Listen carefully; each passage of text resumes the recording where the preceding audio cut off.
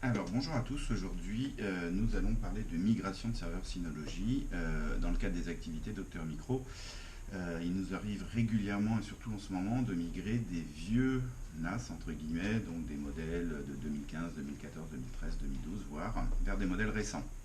Donc par exemple aujourd'hui nous avons un DS414J d'une société cliente qui voudrait le migrer vers un DS220+. Qu'est-ce qui se passe quand on arrive sur ce genre de problématique? En fin de compte, il faut transférer les données de l'ancien NAS sur le nouveau NAS.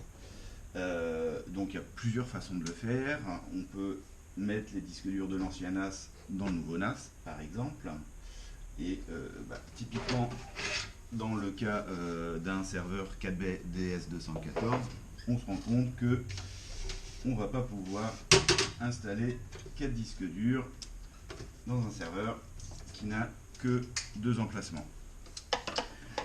D'autant plus, si on prend les disques durs et qu'on les met dedans, on ne va pas bénéficier d'une des évolutions majeures des modèles récents, qui est le nouveau format de volume, qui est le BTRF, qui permet d'accélérer la recherche, l'indexation, la sauvegarde et la restauration des fichiers. Donc, mettre un ancien disque dans un serveur neuf, ça n'a aucun intérêt. Vous allez récupérer un disque qui est fatigué, avec peut-être des secteurs défectueux, et vous n'allez pas bénéficier du système de fichiers BTRF.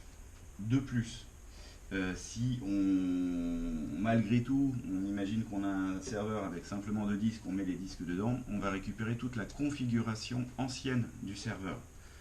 Donc avec peut-être des comptes admin non sécurisés, des ports par défaut qui sont ouverts et qui sont connus des hackers, les ports 5000 et 5001. Donc tout ça sont des choses qu'il faut éviter. Moi ce que je recommande et ce qu'on recommande chez Docteur Micro, c'est partir from scratch, c'est-à-dire installer des disques durs neufs dans un serveur neuf, initialiser le serveur avec un format de fichier BTRF et ensuite importer les données. Alors c'est là que ça devient compliqué. Synology a un assistant d'importation qui marche plutôt pas mal, mais qui impose, comme aujourd'hui, que les 2 serveurs soient physiquement dans le même lieu.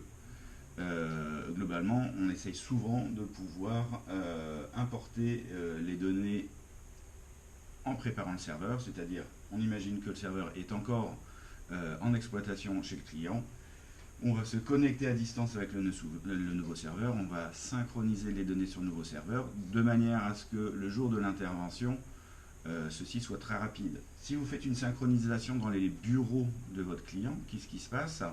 On n'a pas de notion de temps de la synchronisation entre les 2 serveurs.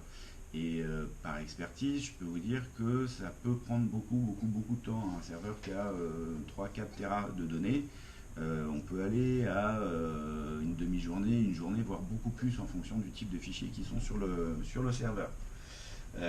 Donc chez le Docteur Micro, on préfère le faire en avance, donc avec le serveur distant chez le client, et on synchronise depuis nos bureaux, on prépare le matériel et le jour où on arrive, on a une dernière synchronisation qui va durer 10 minutes, le temps de récupérer tous les fichiers. On va demander à tous les collaborateurs d'arrêter de travailler et on aura une installation qui sera le moins contraignante pour les utilisateurs. Voilà.